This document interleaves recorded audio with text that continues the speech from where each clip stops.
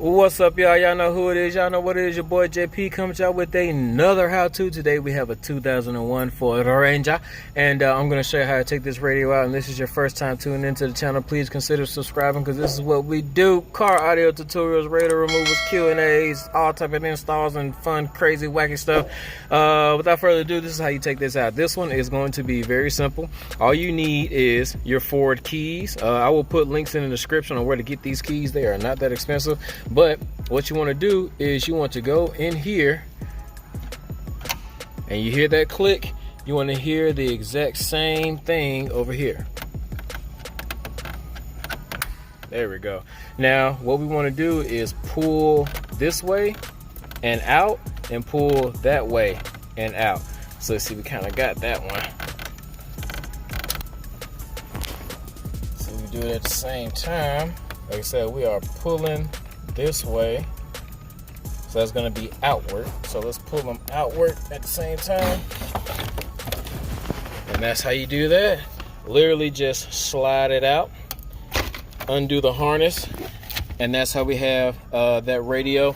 Now we're going to go ahead, and the one thing that we need to do is we need to cut this down in order to put this double den in. If you're putting in a single den, you don't have to worry about it because it's just going to snap on the sides. But for this double den, we need to trim down both the top and the bottom part in order to get that double den to fit. First thing we want to do before we start cutting is take these two 7mm at the bottom of the panel out. Now the only reason we want to take those out is because, one, we just don't want to cut into it once we start doing our cuts, because there goes the top of that screw. Nothing's gonna happen real bad. We just don't want to cut the screw. So let's go ahead and take it out using my right angle driver.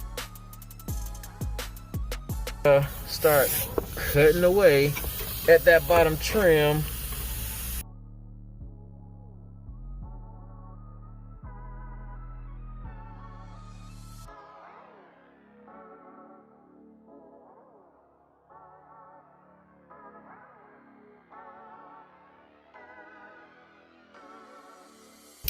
Alright guys, so now that you can see, we have that top cut and that bottom cut, and that thing slides in all the way. So let's go ahead and take this to the bench, put that dash kit on. Real quick, I just want to show you guys what actually happens when you stick this inside. So when you stick this inside those two holes, they're going to go into this clip, and this clip is what's holding the radio in place. No screws, just the clips on each side. So when we pull it out like this, that we're actually pulling the clips in, and that allows us to take it away from that little edge that it's sitting on and yank the radio out. So with that being said, when we take our double den dash kit for this, we're actually going to line it up, and we're going to get these same three clips that actually slide in. Now the thing about this is that once you put this in, this is going to stay in. The only way to really take this out, you can't use the keys anymore. You're gonna have to take that whole dash out. Now taking the dash out is easy. Those two 7mm that you see me take out earlier, you just use those two, take those two 7mm out, you pop the whole thing off. It's held in by clips after that, and then you're pretty much good. But let's go ahead and screw this in.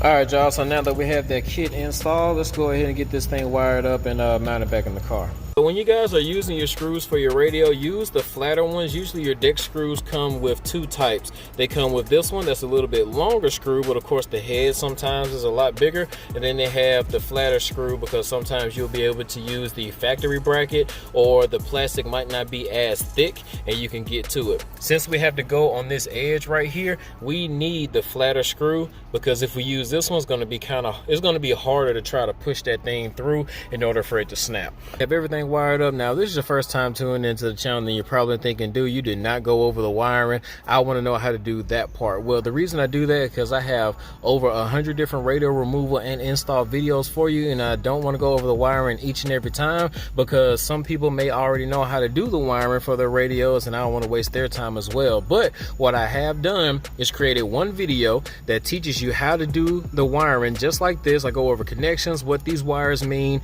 all that type of stuff, and that is a secondary resource for you guys who don't know how to do this part. That video is in the description and in that card in the corner. So now everybody gets exactly what they need. If you don't know how to do it, you get the radio removal and install video and another resource to how to wire this up yourself. All right, so everything seems to be working pretty good. We're gonna go ahead and slide that boy in.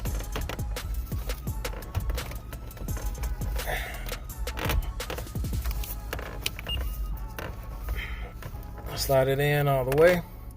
Hear little small clicks.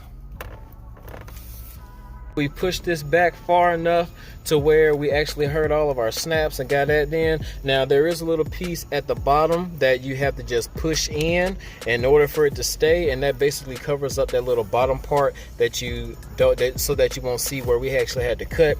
You can't really see the one at the top, especially from your angle. That's why they only give you one to go at the bottom, because this will be the one that you'll be able to see. But other than that, man, if you guys found any type of value in this video, please hit that like button. Don't forget to subscribe, share, comment, all that good stuff. Until next time, this your boy JP signing out.